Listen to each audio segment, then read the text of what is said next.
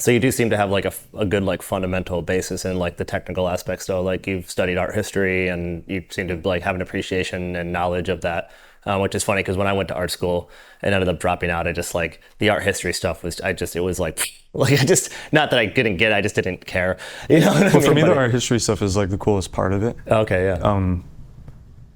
Like honestly, I kind of have more interest in that than even my own paintings, because over the course of history, people have made so many like amazing, Yeah, yeah. there's like crazy things I never would have been able to dream of make, and it's almost like a catalog and like a documentation of our like humanity, like, and you could look at something and know where it's from and like what the world was at the time that it was made, and I think that's the interesting part. It's kind of like why I paint, is because like eventually someone will have it and be like, look at this thing from 200 years ago, like, and trying to be able to guess like what circumstances were around the creation of the piece of art. Yeah, it's I kind of wish I had an art history teacher with more. I don't know. Maybe it's like the most interesting things are wasted on like undeveloped minds. Yeah. I just like I didn't. When I was younger, I just didn't have the appreciation. But you're totally right. Like it is this sort of cataloging of human experience and not only but it's I mean yeah human experience in a way that's not just like literal history. It's like it's how it felt to be alive during that time. Yeah, it's like a representation of the people and like all the experiences that they had and like what they were thinking and like the world that they lived in, and it pretty much captures all of that. Even if it's just like a painting of a square, or something like Joseph Albert's paintings that are just like color theory and squares, but they show like how he kind of hypothesized and worked with color theory, and it represents more than just with the images itself. And I don't know, I think it's interesting like that. So that'd be like the modern art kind of thing. People always make fun of modern art, right? Like you just hanging a spoon on the wall or something like that. I mean, I'm sure there's a level where it gets to be like, okay. Well, I like modern art too. Like some of it is very interesting and some of it isn't really interesting. I guess it depends on what I don't really like to think of art as an asset class. Like even though it is, like, and you have classical paintings that are worth $20 million being traded as an investment opportunity.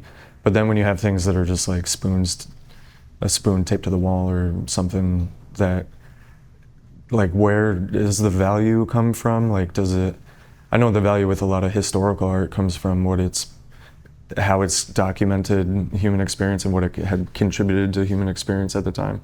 But like, I don't know what the value, like when you get into millions of dollars for something like modern art, like that banana taped to the wall, I think. Yeah, that's what it was. The banana. Yeah, the banana is $120,000. I think it was sold, and it's been eaten like 3 times or 4 times already. But I think it's interesting though, like it's being able to like give people stimuli, something that they wouldn't have experienced before. And yeah. I wonder if they sell like, do you get the wall, like a piece of the wall? Like you have to remove the tape. Like how do you even sell that? I think for that, as part of the contract, that they have to replace the banana. Yeah, like so the banana doesn't even matter. It's not like every 4 days or something. So it's not even the same banana. No. I feel like the banana rotting on the wall would be more of that would more interesting than just what I mean.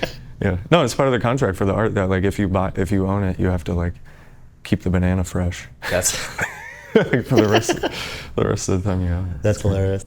Yeah. No.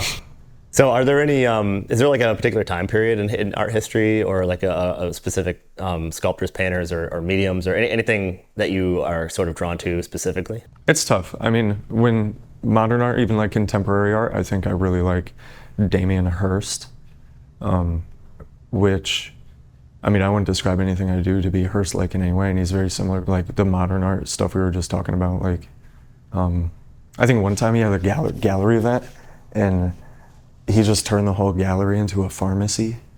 And so people came to like go to this art show and they go inside and it's literally just a pharmacy with all these, like all fully stocked, all the drugs like, and all that stuff like that. Band-Aids. But like the pharmacy was his exhibit. Yeah. But then he's done the wild stuff with like the dot paintings, and there's the big round one that's made of all the dead flies. And so he's probably the coolest modern painter that I like. For sculpture, I really like Baroque sculptures. Like the one I told you earlier, like Gianlorenzo Bernini, like made the craziest, like, I can't even begin. Yeah, we were talking earlier about like how wild it is that they had the resources and the ability to make these things, and like massive slates of marble pulled out from the ground by slaves and carried 1,000 miles to be carved by a 17-year-old that was conscripted by the church. It's cool. And he would just like, they would just do that, right? They would just live there. Yeah, they just live there and do be paintings, like, right? And be paint, financed and fed and, Yeah. and do this stuff. And but they also had like a lot of commissions too. They would like choose. They'd be like, hey, we need a sculpture for our new church somewhere, you know.